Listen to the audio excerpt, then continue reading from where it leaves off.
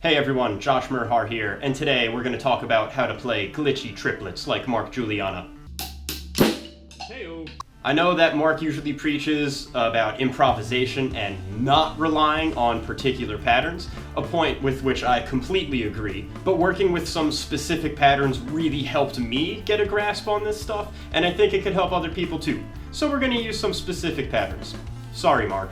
Starting with some particular phrases will help you eventually generate your own glitchy triplet ideas. If you've studied Mark's drumming before, you may have encountered his drop approach to improvising. If that's new to you, definitely check out Mark's lesson on Drummio. He also breaks it down in a few other videos scattered about the internet, but the Drummio lesson in particular is incredibly thorough and I cannot recommend it enough. But to briefly summarize, DROP is an acronym that stands for Dynamics, Rate, Orchestration, and Phrasing. This lesson will primarily focus on the rate and phrasing aspects. So rate is the subdivision we're playing. Are we using eighth notes, 16th notes, or triplets? And Mark defines phrasing as where in time an idea begins. Does an idea start on beat 1? Does it start on the and of beat 3? Or like the E of count 2? In essence, nailing this purposely janky feel comes down to switching really cleanly between subdivisions, or rhythmic rate. How fluidly can you switch between eighth notes and triplets and 16th notes? Mark uses some particularly interesting phrasing techniques as well to capture this feel. One way to capture this glitchy effect is to switch between subdivisions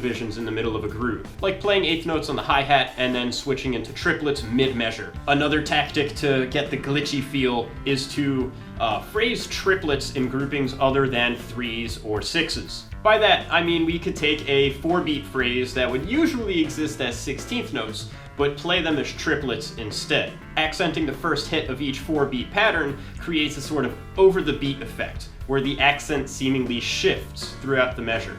So a quick example of that, just to show the general idea.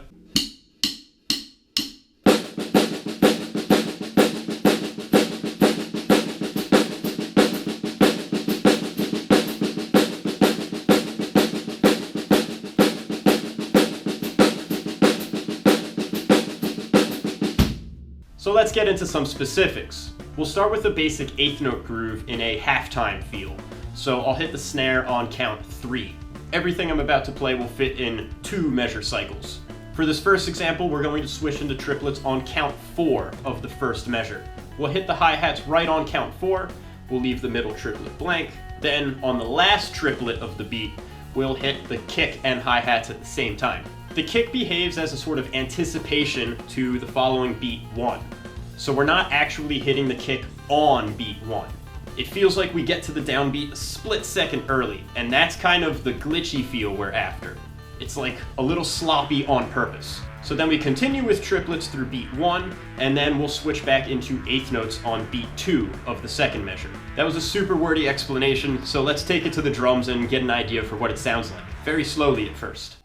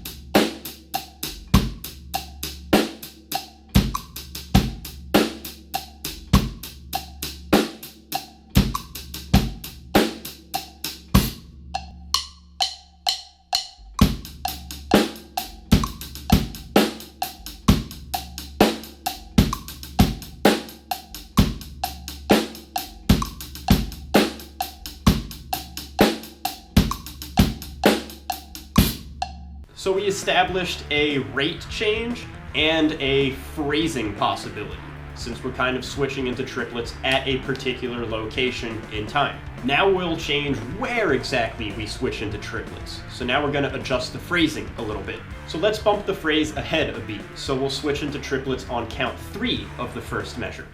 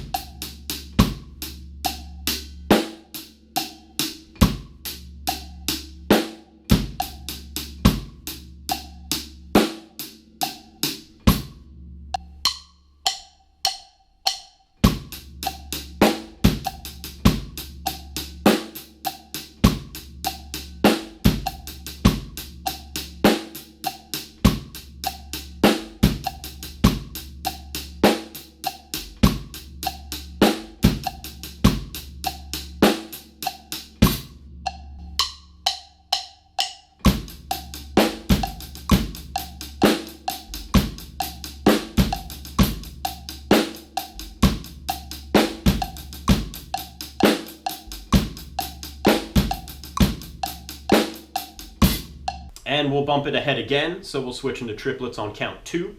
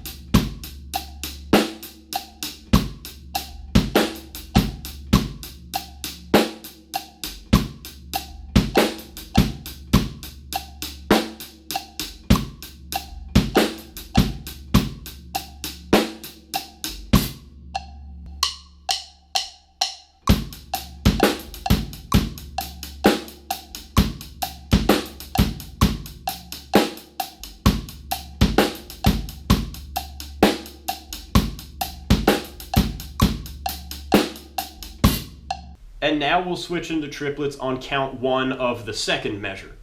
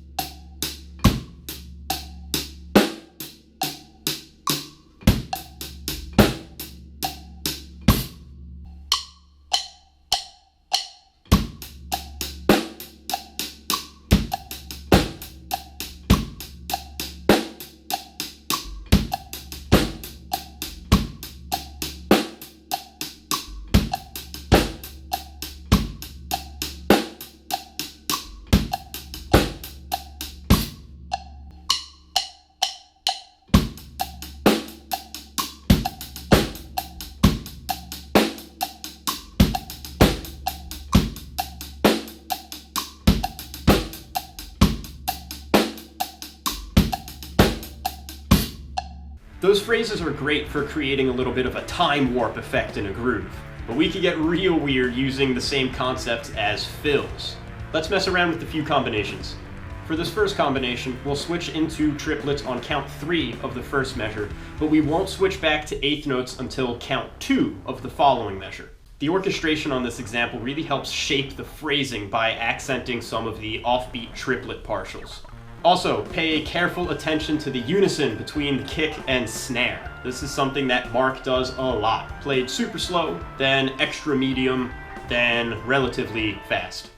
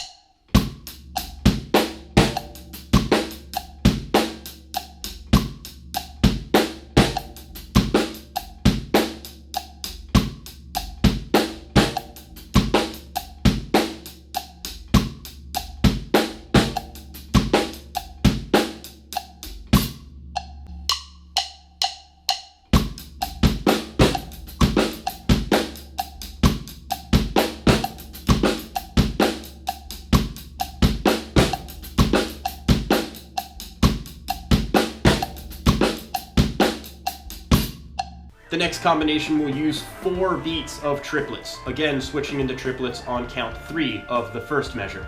So earlier I mentioned taking a 4-beat phrase that we would usually play as 16th notes, but then phrasing them as triplets instead. So we're going to apply that idea here. I'll play it a few times really slowly and then I'll break down the specifics.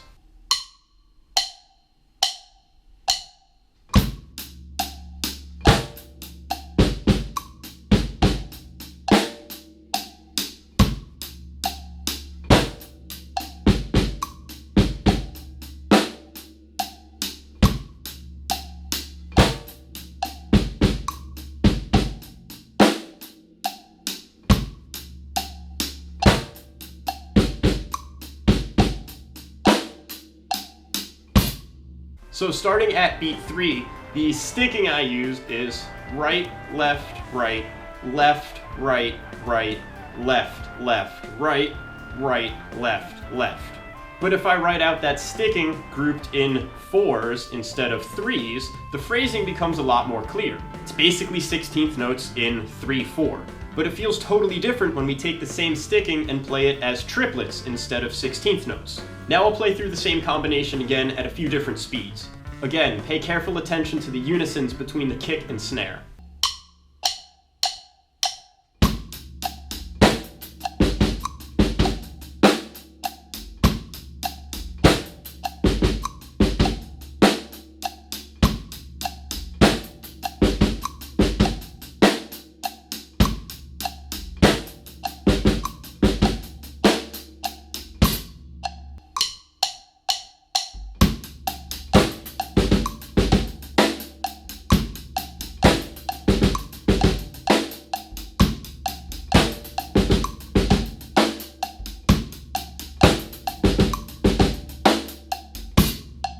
So these examples are just like the tiniest tip of the iceberg. There are practically infinite rhythmic and phrasing possibilities to explore, especially when we start using 16th notes and 16th triplets in conjunction with 8th notes and 8th triplets. And definitely use a metronome to keep yourself honest. It's easy to lose the timing by switching between a straight feel and a triplet feel in the middle of a groove. Practice slowly at first and very gradually work up the speed. If you found the content in this video useful, please head over to my Patreon page and consider becoming a supporter. I have transcriptions for this video and all of my other videos available there, as well as additional practice material meant to supplement your drum study. As always, thank you very much for watching, and see you next time.